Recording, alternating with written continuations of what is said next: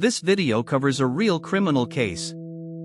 All information presented is sourced from public court records, official police reports, and verified news sources. In 1953, two young boys were found deceased in Stanley Park, Vancouver, Canada. They were known as the Babes in the Woods, and for nearly 70 years, their identities remained a mystery. The case began on a cold winter day in January 1953, when a man walking his dog stumbled upon the bodies of two young boys in Stanley Park. The boys were found lying under a blanket, and it was clear that they had been there for some time.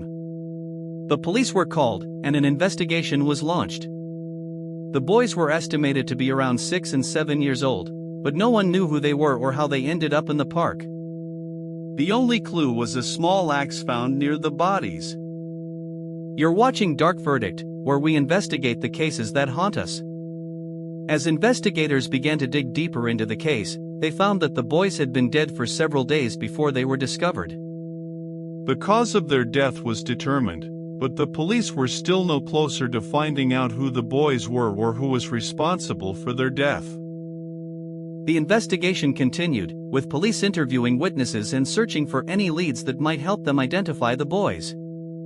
Then investigators found something that changed everything. A woman came forward, claiming that she had seen a man with two boys matching the description of the victims in the park on the day they were believed to have died. The lead was promising, but it ultimately went cold. For years, the case remained a mystery, with no new leads or developments.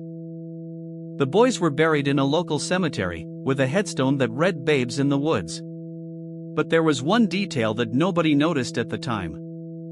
The axe found near the bodies was not just any axe. It was a small, handheld axe, the kind that a child might use. This raised more questions than answers. Was the killer a child, or was the axe used to make it look like a child was involved? The case was full of unanswered questions, and it seemed like it would never be solved. 3 days later, or rather, 3 decades later, a breakthrough was made. In 2019, the Vancouver Police Department announced that they had identified the boys.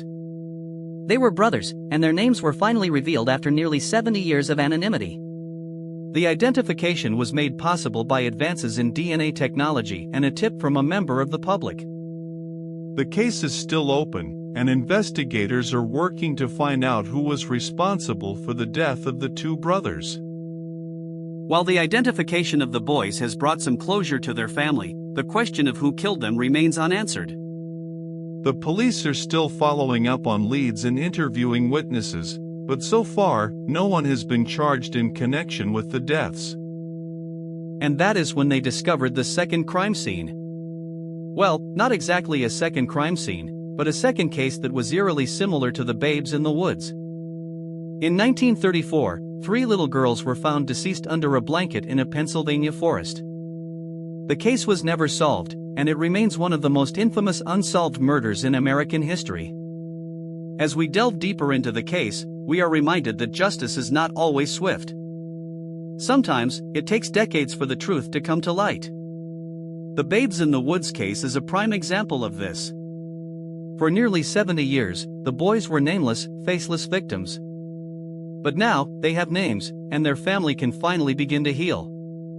The investigation into the Babes in the Woods case is ongoing, and it is a reminder that even the coldest of cases can be solved with determination and advances in technology. The question remains, what really happened to the two brothers in Stanley Park? Was it a crime of passion, or a premeditated act?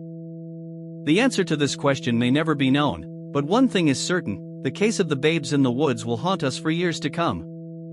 What do you think happened to the two brothers in Stanley Park? Was it a tragic accident, or a deliberate act of violence? The case is still open, and the truth is still out there. Subscribe to Dark Verdict so you never miss a case.